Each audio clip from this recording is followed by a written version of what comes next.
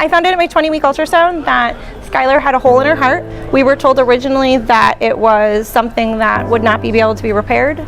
To not only know that my child that I had been growing inside me had a defect, but not only that, but to someone to tell you she's not going to make it. This is a lost cause. It was the worst day of my whole entire life.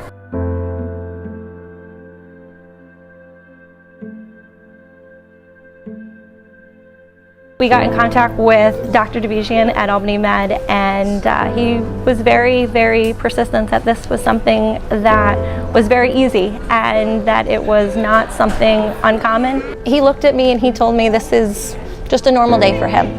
And I said, a normal day? Normal days don't involve little babies having heart surgery. We scheduled her surgery about 2.5, 3 months after she was born. Skylar certainly had a ventricular septal defect, a large hole between the lower pumping chambers of the heart, and it's really part of a bigger problem called double outlet right ventricle.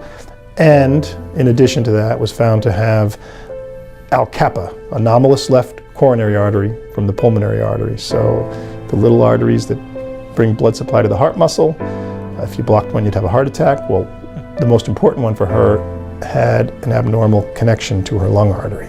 So we needed to fix these two major issues or problems with her heart, to close the complicated hole she had between the lower chambers and move that artery, the coronary artery, to where it ought to have come from.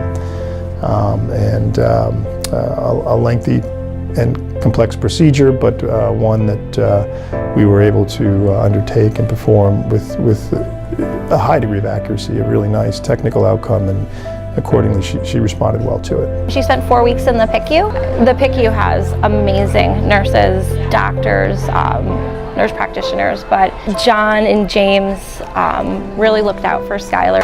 The nurses became my family the whole time we were in the ICU.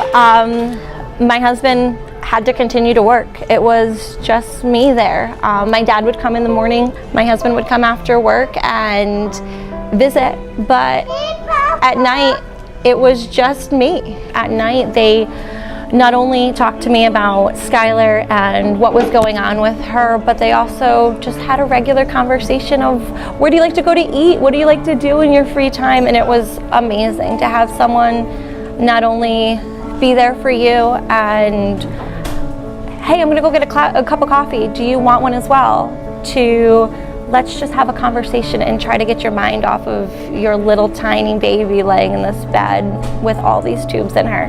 If it wasn't for Albany Med, we would have never been able to stay local for Skylar's surgeries, and I wouldn't have the support system that I have. Albany Med has helped me show that this is Skylar now. She's not just defined by congenital heart defects or open heart surgery. She's a little girl who's 2 and very rambunctious and loves baby dolls and granola bars, but she's just a normal kid now.